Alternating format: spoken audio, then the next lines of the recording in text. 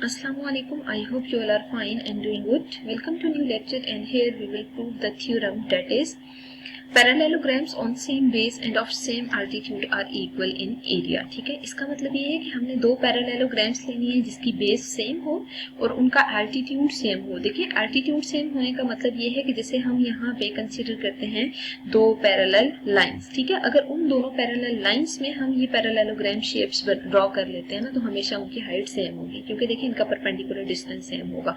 तो ऐसा करते हैं, हम यहाँ पे एक पैरेललोग्राम यूं कंसीडर कर लेते हैं। ठीक है, और फिर सेम बेस के साथ आपने पैरेललोग्राम्स अगर ड्रॉ करनी है तो हम ऐसा करते हैं, इसी लाइन को मजीद एक्सटेंड कर लेते हैं विथ सेम कलर पेन। ठीक है, और सेम बेस है ना, बेस सेम होने का मतलब ये है कि ये जो आप मार्क कर रहे हैं ना ए बी, ये बेस सेम होनी चाहिए। इसी से आपने दूसरी वाली पैरेललोग्राम भी बनानी है। तो ऐसा करते हैं, हम यहाँ पे यूं करके एक पैरेललोग्राम ड्रॉ कर लेते हैं और ये पैरेललोग्राम हमने पिंक कलर में मार्क कर लिया। ठीक है, तो मतलब ये जो ब्लू और पिंक से हमने मार्क किया हुआ है ना, इन दोनों का एरिया सेम होना चाहिए। और ये देखिए मैंने डिफरेंट कलर से ही यूं करके ड्रॉ कर दिया है ताकि हमें कोई कंफ्यूजन ना हो, हम इजीली फाइंड आउट कर सकें। ठीक है, अब आप देख सकते हैं कि एक पिंक कलर में पैरेललोग्राम मौजूद है और एक ब्लू कलर में मौजूद है, और इनकी वर्टिसेस हमेशा इन पैरेलल लाइंस के ऊपर ही लाई करेंगे। ठीक है, तो कंडीशन ये थी कि इनका एल्टीट्यूड सेम होना चाहिए। तो मैंने उसके लिए क्या किया कि एल्टीट्यूड को सेम करने के लिए इन दोनों शेप्स को सेम पैरेलल लाइंस में ड्रॉ कर लिया। ठीक है, और हम ऐसा करते हैं कि अपनी आसानी के लिए ना हम इन लाइंस को जरा रेज कर देते हैं। जो एक्स्ट्रा लाइंस आ रही है ना, इनको आप बेशक रेज कर दें। ठीक है, ताकि आपको एक क्लियर फिगर मिल सके। ठीक है, आप देख सकते हैं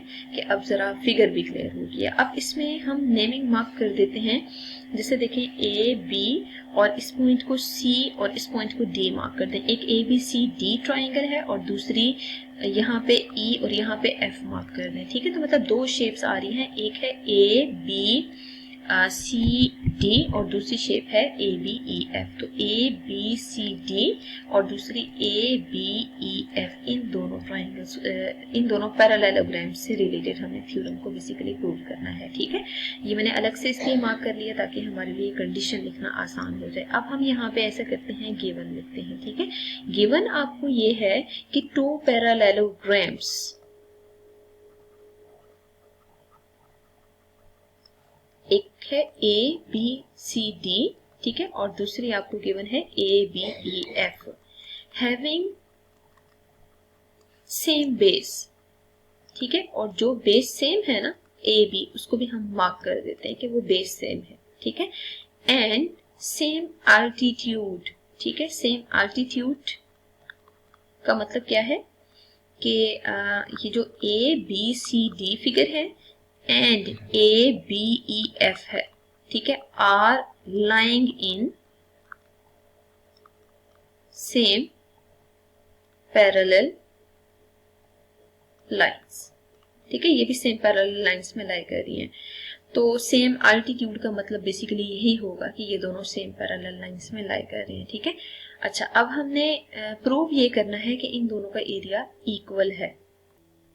तो टू प्रूव में हम यहाँ पे प्रॉपर लिख लेते हैं कि रिजल्ट हमने ये प्रूव करना है कि area of A B C D किसके इक्वल होना चाहिए, area of shape A B E F के इक्वल होना चाहिए। ठीक है, अब हम ऐसा करते हैं कि प्रूफ में एक साइड पे रीजंस और एक साइड पे स्टेटमेंट्स को कंसिडर कर लेते हैं। ठीक है, तो यहाँ पे हम प्रॉपर स्टेटमेंट और रीजन लिख लेते हैं। स्टेटमेंट और रीजंस में हम वो रिजल्ट जिनके थ्रू थ्योरम प्रूव कर सकते हैं वो हम एज इट इज मेंशन करेंगे। ठीक है, अब देखें कि अगर आपने area of A B C shape लेना है, ठीक है, तो ए बी सी डी जो शेप है ना वो पैरेललोग्राम शेप है, लेकिन अगर फोकस करें तो वो एरिया ऑफ क्वाड्रिलेटरल, मिड में देखिए मैं व्हाइट लाइन से मार्क कर रही हूँ, ये वाला पोर्शन दोनों शेप्स में है ना, तो एरिया ऑफ क्वाड्रिलेटरल, और क्वाड्रिलेटरल कौन सी आ रही है, ए बी ई डी आ रही है, प्लस एरिया ऑफ ट्राइंगल के इक्वल है। ठीक है, और ट्राइंगल इसमें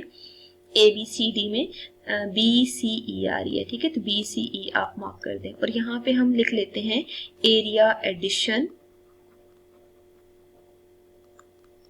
पास्टुलेट है, ठीक है, या हम इसको एक्सियम लिख लें तो ज्यादा बेस्ट होगा। तो यहाँ पे आप बेशक एक्सियम मेंशन कर दें। अब हम ऐसा करते हैं कि जैसे मैंने इसको रीराइट कर लिया है ना, अब हम दूसरी वाली शेप में भी एरिया एडिशन एक्सियम यूज कर लेते हैं।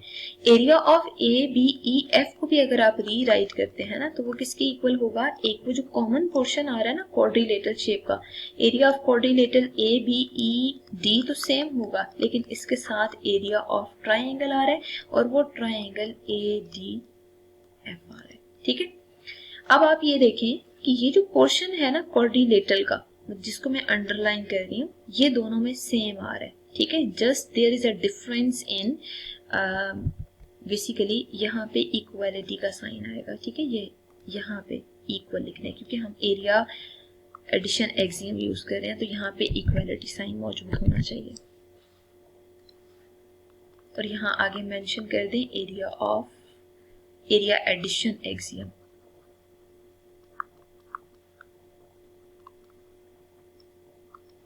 अब हम यहाँ अंडरलाइन कर लेते हैं, ये वाला जो पोर्शन आ रहा है ना वो तो दोनों में सेम आ रहा है। अगर हमने ये साइड इक्वल करनी है ना तो बेसिकली उसके लिए ये जो आपके पास एरिया ऑफ ट्राइंगल्स दो अपीयर हो रही है ना साइड पे, एक ट्राइंगल ये आ रही है और एक ये आ रही है, इन दोनों के एरियाज को इक्वल होना चाहिए। अगर ये किसी मेथड से इक्वल हो जाते हैं ना तो फिर हमारे लिए कंफर्म है कि जो हमारे पास साइड्स आ रही है वो हमेशा इक्वल होंगी, ठीक है। उसके लिए हम सबसे पहले वर्किंग ये करते हैं कि दोनों ट्राइंगल्स को अगर हम कोरेस्पॉन्ड कर लेते हैं, ठीक है, कोरेस्पॉन्डेंस अगर हमने शो करनी है ना, दोनों ट्राइंगल्स को जरा हम कोरेस्पॉन्ड कर लेते हैं। कोरेस्पॉन्ड करने के बाद हम देखते हैं कोई ऐसे रिजल्ट्स हैं जिनके थ्रू हम इनको इक्वल प्रूव कर सकें। अगर हम इक्वल प्रूव कर सकते हैं दोनों को, पहले इक्वल प्रूव करेंगे, मतलब इसमें कोई ना कोई पास्टुलेट प्रूव करने की कोशिश करेंगे। अगर पास्टुलेट एग्जिस्ट करेगा तो हम फिर देखते हैं कोई ऐसा हमारे नॉलेज में रिजल्ट है जो यूज किया जा सकता है तो वो यूज करेंगे, ठीक है।